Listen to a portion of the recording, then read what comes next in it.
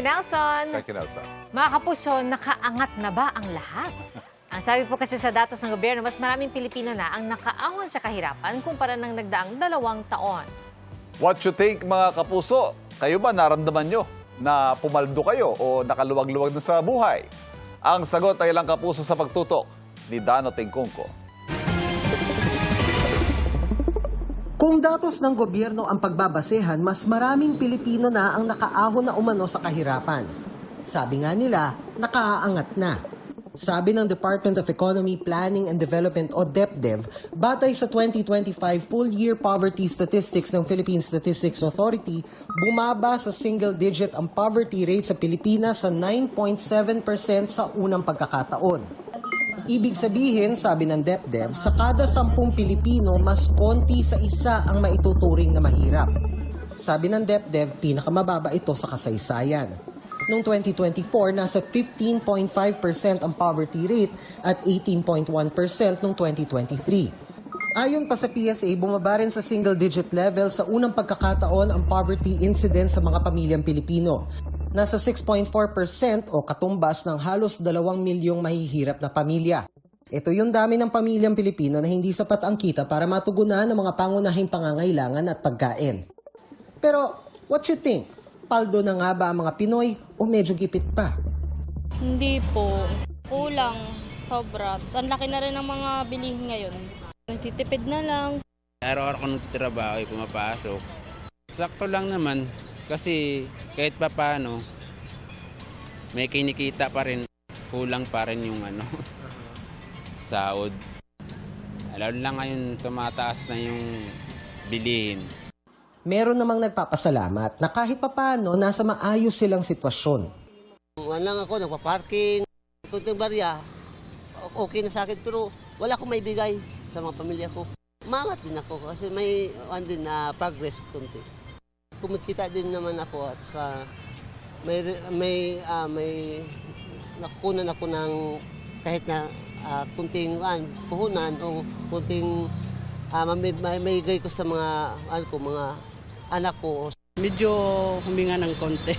Mga anak talaga, lahat sila may pinagtatrabawan. Yun. Hindi kumbaga sa malilit sila na lahat sagot ng magulang. Medyo oo, na parang hindi. Mas okay siya ngayon. Angat lang ng konti. Yung dating ako kasi parang hindi na katulad ng dati. Sabi ng DepDev, ang pagbaba ng poverty rate ay dahil sa paglago ng ekonomiya ng bansa mula 2023 hanggang 2025 kasabay ng paglago ng ating gross domestic product. Yan umano ang sumalo sa pagtaas ng inflation rate o bilis ng pagmahal ng mga bilihin. Malaking bagay din sa mga mahihirap ang mga ayuda tulad ng 4P, social pension, kadiwa at tupad program ng DOLE. Pero sino nga ba ang itinuturing na mahirap?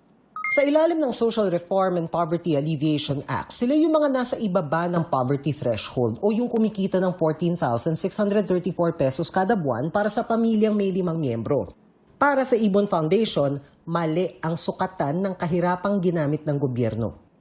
Ang sinasabi lang niya, sa totoo lang, hindi sa nabawasan ng kahirapan, kundi nabawasan ang pumapasok dun sa 96 pesos or less a day. Pero yun nga, it matters how you measure poverty. Kung titignan natin halimbawa yung self-rated poverty ng SWS for 2025, sa parehong panahon na sakop ng PSA computation, mahigit kalahati ng pamilyang Pilipino, halos 14 or halos 15 milyong pamilyang Pilipino nagsabing mahirap sila. So para sa amin yung katotohanan siguro, medyo mas malapit doon kaysa doon sa napakaliit na bilang ng kinikwenta na mahirap ng PSA. Dagdag pa ng grupo, delikado kung seseryosohin ng gobyerno ang ganitong sukatan dahil maganda mang pakinggan, pwede itong humantong sa pagpapabaya sa paglaan ng tamang pondo at suporta sa mga programa para sa mga mahihirap. Sa halip na harapin yung mas totoong kalagayan na ang dami-daming Pilipino na naghihirap, kulang ang trabaho, kulang ang kita, napipilitan ang mga ibang bansa, imbis na harapin yung napakahalagang reforma sa agrikultura, Pilipinong industriya, at ibig sa mga batang serbisyo natin, magiging kampante sila at sabihin, all good naman pala, so business as usual. At delikado yon. Kasi, kumbaga, kung binababahaan natin ang pamantayan para sa hindi maging mahirap, at kung sabihin natin matagumpay na tayo, pag netong resulta niyan, walang babaguhin sa mga patakaran na nagdudulot sa mas malawak at malalim na kahirapan. Walang mababago sa patakaran na nagpabagsak ng agrikultura sa pinakamaliit sa kasaysayan ng bansa at sa manufaktura sa pinakamaliit sa 8 dekada at sa klase ng ekonomiya na sobrang kulang ang trabaho. Dano Tingkungko, Nakatutok, 24 Oras.